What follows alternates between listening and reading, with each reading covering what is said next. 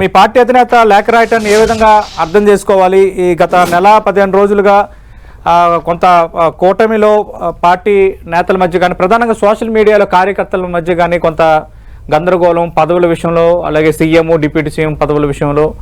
దీనిపైన already TDP respond అయింది, అన్ని పార్టీకి సంబంధించి సర్క్యులర్ జారీ చేశారు. ఈరోజు పార్టీ ప్రధాన కార్యదర్శి నారా లోకేష్ విశాఖపట్నంలో చాలా క్లారిటీ ఇచ్చారు, నేను కార్యకర్తగానే ఉంటాను, నాకు డిప్యూటీ సీఎం పదవులు అన్నట్టు వద్దని. నిన్న మీ పార్టీ అధినేత లేఖ రాయటం. ఇప్పుడు డే 1 నుంచి కూడా మనం గమనిస్తే కూటమి ఫామ్ అయిన రోజు నుంచి కూడా కేవలం రాష్ట్ర సంక్షేమ, రాష్ట్ర అభివృద్ధి.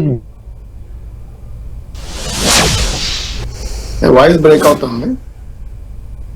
హలో వివేక్, నీ వాయిస్ బ్రేక్ అవుతుంది. వివేక్ గారు, ధ్యేయంగా ఈ రెండు వస్తుందా? మీ వాయిస్ వస్తుందా? సో కూటమి ప్రభుత్వం వచ్చినప్పటి నుంచి కూడా డే 1 నుంచి కూడా కూటమి ఫామ్ అయినప్పటి నుంచి కూడా ఒకే ఒక్క స్లోగన్ పెట్టుకొని పనిచేస్తున్నాం మేము. సంక్షేమం, అభివృద్ధి రాష్ట్రానికి అవసరము. దానికి సంబంధించినంత వరకు చంద్రబాబు గారు అండ్ కళ్యాణ్ గారు రెండు ఒక జోడెద్దుల్లాగా పని చేయాలనేది ఒక నిర్ణయించుకున్న తర్వాత బీజేపీ వాళ్ళు జాయిన్ అవ్వడం జరిగింది. ఆ రోజు నుంచి కూడా అధికార పక్షంగా ఉన్న వైసీపీ వారు మా మీద చాలా రకాలైన అలిగేషన్స్ కావచ్చు, లోకువ, హేళన, నీచాతి నీచమైన మాటలకు సంబంధించిన చాలా విషయాలు మాట్లాడారు. అవన్నీ ప్రజలకు అప్పచెప్పాం. ప్రజలు చరిత్రలో ఎప్పుడు లేనంతగా ఒక తీర్పు ఇవ్వడం జరిగింది. సో వచ్చిన రోజు నుంచి కూడా ఈ కూటమి ఉండదని వైసీపీ అధినేతగా ఆయన, నా మాజీ ముఖ్యమంత్రిగా 10 రోజులకే బ్లాక్ రిబ్బన్లు కట్టుకొని రాష్ట్రపతి పాలన విధించాలంటూ ఢిల్లీకి వెళ్ళి చేసిన ధర్నాలు కావచ్చు, అంటే 10 days విదిన్ నో టైం, అంటే 2 weeks లోపలనే ఆయన ఓర్చుకోలేకపోయారు. గవర్నమెంట్ ఉండకూడదు, దీన్ని నేను భరించలేననే కోణాన్ని మనం అర్థం చేసుకోవచ్చు. సో ఆ రోజు నుంచి కూడా వాళ్ళు ఏదో ఒక విధమైన ఈ కూటమిని ఉంచకూడదనే ఒక కోణాన్ని బలంగా ప్రజలకు ప్రొజెక్ట్ చేస్తూ వచ్చారు. అయితే పార్టీలు, 3 పార్టీలు కలిసి ఉన్నప్పుడు, ఒక కుటుంబంలోనే నేను చాలా సందర్భాలు చెప్పినాడు, ఒక కుటుంబంలో 4 ఉన్నప్పుడే రకరకాల భిన్నాభిప్రాయాలు వచ్చినట్టే ఇంత పెద్ద ప్రపంచంలో, ఇంత పెద్ద 3 పార్టీల ప్రపంచంలో ఖచ్చితంగా కార్యకర్తలు, లక్షలాది కార్యకర్తలు టీడీపీకి సంబంధించిన కోర్టు సభ్యత్వాలు జరిగినప్పుడు ఆటోమేటిక్ గా ఒకలాంటి, అంటే ఆధిపత్యం కావచ్చు, మా నాయకుడు ముందుండాలి, లేకపోతే మా నాయకుడు బాగుండాలి, మా నాయకుడు పై స్థాయిలో ఉండాలని సహజంగానే కార్యకర్తలు ప్రతి ఒక్కరు కోరుకుంటారు, నాయకులు. అది తప్పేమి కాదు. అయితే ఇక్కడ సమస్య ఎక్కడ వచ్చిందంటే కార్యకర్తలు, నాయకులు కోరుకునేది వేరు, పై స్థాయిలో నాయకులు ఇద్దరు 3 పార్టీల వాళ్ళు కోరుకునేది వేరు, రాష్ట్ర క్షేమం కోసం ఆలోచించేది వేరు. కళ్యాణ్ గారు నిన్న రిలీజ్ చేసిన లెటర్ లో కూడా ఒకే మాట మాట్లాడారు, ఈ రాష్ట్రం బాగుండాలి, నాకు పదవుల మీద ఆసక్తి లేదు. మనం అండర్లైన్ చేయాల్సిన పైదం అది. నాకు పదవుల మీద ఏ రోజే గానీ ఆసక్తి లేదు. అదే మాట నిన్న, ఈ రోజు కూడా, గత వారం నుంచి కూడా లోకేష్ గారు కూడా వారు చెప్పిన మాటలు, ఈ రోజు మనము బయట మీరు ప్లే చేసిన దాంట్లో కూడా, నేను ఒక కార్యకర్తగానే ఉంటాను, చంద్రబాబు గారు ఏమి చెబితే అది చేస్తాను. చంద్రబాబు గారు ఏం చెప్పారు, ఈ రాష్ట్రానికి మేమిద్దరం ఏం చేయాలనో మా ఇద్దరికి తెలుసు, మిగతా ఎవరు మాట్లాడొద్దు అన్నారు. అంటే అర్థం ఏంటి? ఇంక్లూడింగ్ లోకేష్ గారు కూడా అందులో టీడీపీ అధిష్టానము, లేకపోతే తన సాక్షాత్తు తండ్రి గారైన సీఎం గారు ఏం చెబితే అది నేను బైండ్ అయ్యి ఉంటాననే ఒక కోణాన్ని మనం స్పష్టంగా అర్థమైంది. సో ఇక్కడ కార్యకర్తలు, నాయకులు కోరుకునేది వేరు, కేంద్రం, రాష్ట్ర పెద్దలుగా కళ్యాణ్ గారు అండ్ చంద్రబాబు గారు కోరుకున్న ఆలోచనలు వేరుగా ఉన్నాయి. కాబట్టి వాళ్ళు జోడెద్దుల్లాగా రాష్ట్రం కోసం పని చేయాలని కంకణం కట్టుకొని ముందుకెళ్తున్న నేపథ్యంలో కార్యకర్తలు, నాయకులు ఆలోచనలు వేరుగా ఉన్నప్పుడు మేము చెప్పినట్టు వినండి, ఎక్కడే గాని కూటమి ప్రభుత్వానికి విచ్ఛిన్నం కలిగేలాగా, కూటమి ప్రభుత్వానికి వ్యతిరేకంగా వచ్చేలాగా ఏ కార్యకర్త, నాయకులు మాట్లాడొద్దు. అది మన రాష్ట్రానికి క్షేమం కాదు, అలాగే ప్రత్యర్థి పార్టీకి ఒక అవకాశం ఇచ్చినట్టు అవుతుంది. అది ఎట్టి పరిస్థితుల్లో మనం వాళ్ళకు ఊతమిచ్చేటట్టు ప్రవర్తించద్దు అనేది నిన్న కళ్యాణ్ గారు రిలీజ్ చేసిన లెటర్ ద్వారా మరొకసారి క్యాడర్ కు దిశానిర్దేశం చేయడం జరిగింది. సో ఆ టాపిక్ ఇక నుంచి డిప్యూటీ సీఎం అనే టాపిక్ అనేది నిన్నటితో ఈ రోజుతో క్లోజ్ అయిపోయిందని చెప్పవచ్చు. సతీష్ గారు. వివేక్ గారు, కొండా రాజు గారు వ్యాఖ్యలపై మీ స్పందన ఏంటి? వివేక్ గారు యాక్చువల్ గా రాజీవ్ గారు అంటే జూన్ 4న ఫామ్ అయితే జూలై 24న రాష్ట్రపతి భవన్ వెళ్ళారన్నారు. అంటే రఫ్ గా 50 రోజులు అనుకుందాం.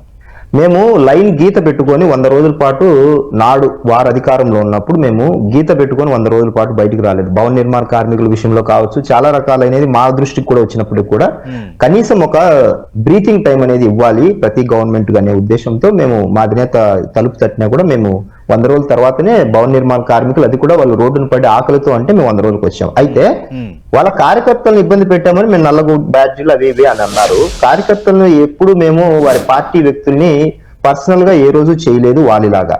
ఇకపోతే మా గవర్నమెంట్ ను బర్తరఫ్ చేయాలనేంత వరకు వెళ్ళారు కదా, మేము గుండు కొట్టలేదు దళితులకి, లేకపోతే దళితుల్ని చంపలేదు, లేకపోతే డోర్ డెలివరీలు చేయలేదు. ఇక అలా చెప్పుకుంటూ పోతే గత 5 ఏళ్ల పాటు జరిగిన పాలనకు సంబంధించినది మనం డేటా తీస్తే అన్లిమిటెడ్ డేటా వస్తుంది. సో మేము వారేమంటున్నారంటే మేము చేసిన తప్పును ప్రపంచ దృష్టికి లేకపోతే దేశం దృష్టికి తీసుకెళ్లాలని అన్నారు.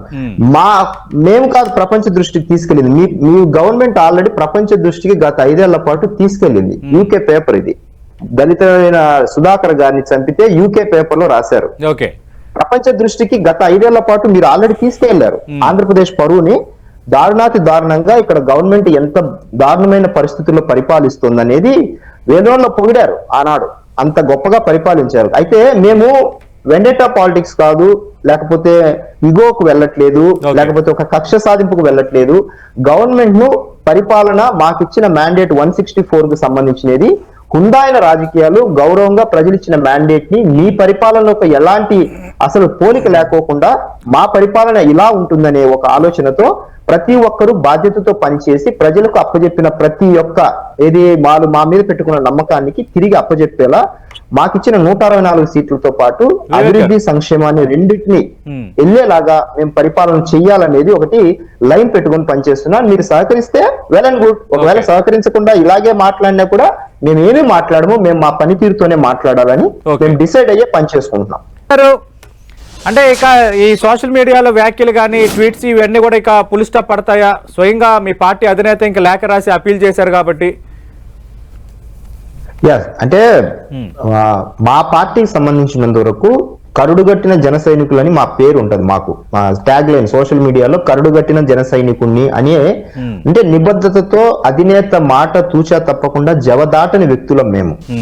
కొందరు ఏంటంటే ఫేక్ అకౌంట్స్ తో కొందరు మా పార్టీ లోగోస్ కొని పెట్టుకొని కొన్ని రకాలైన ఇబ్బందికరమైన కామెంట్స్ మా జనసేన పార్టీ సింపథైజర్స్ గా కొందరు ఆ పార్టీ అంటే ఎదుటి పార్టీ వాళ్ళు కూడా కొందరు చేస్తూ ఉంటారు. అవి మేము పెద్దగా పట్టించుకోవాలి. నేను కాదనట్లేదు, కానీ స్వయంగా మీ పార్టీకి సంబంధించిన నేతలు కూడా మాట్లాడిన పరిస్థితులు ఉన్నాయి, చేసిన మెసేజ్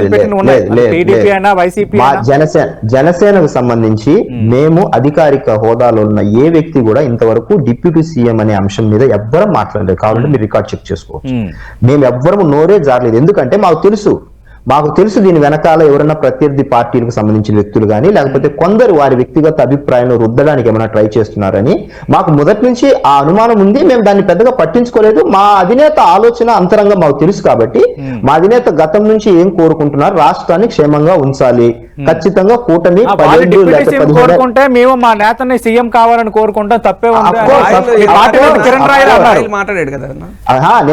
నేనేమంటున్నానంటే ఎవరు ఏం మాట్లాడినా కూడా మా అధినేత అంతరంగా ఏంటో మాకు తెలుసు. మా అధినేత మమ్మల్ని ఎలా గైడ్ చేస్తారో మా అధినేత ఆదేశాలను మేము పాటిస్తాము. అంతిమంగా ఆయన చెప్పిన మాటే ఫాలో అవుతాము అనే మాటని మేము మరొకసారి గుర్తు చేస్తున్నాము అంటున్నాము. ఎవరు ఎలా కోరుకున్నా కూడా మా అధినేత మాకు సీఎం కావాలనే ఉంటది. కానీ మా అధినేత కోరుకుంటున్నారు రాష్ట్రం బాగుండాలి, మనం కొన్నేళ్ల పాటు వెనక్కి వెళ్ళిపోయాము, ముందు రాష్ట్రాన్ని స్టెబిలైజ్ చేద్దాము, రాజకీయాలు పక్కన పెడదాము, ఈ 5 ఏళ్ల పాటు ముందు రాష్ట్రాన్ని క్షేమాభివృద్ధిలోకి తీసుకొచ్చి రాష్ట్రాన్ని అభివృద్ధి గాడిలో పెట్టిన తర్వాత రాజకీయాలు తర్వాత మాట్లాడుకుందాం. మనం రాజకీయాలు చేయడానికి ఎప్పుడు ఇది సమయం కాదు, అసలు ఇప్పుడు సందర్భమే కాదు. మనం రాష్ట్రాన్ని ఖచ్చితంగా ముందుకు తీసుకెళ్లాలంటే కూటమి 3 పార్టీలు కలిసి వెళ్ళాలి అనే ఒక సందేశాన్ని నిన్న లెటర్ తో మరొకసారి చెప్పడం జరిగింది ఓపెన్ గా. సో ఆ దిశగానే మేము పనిచేస్తాం. ఆ దిశగానే ఒకటి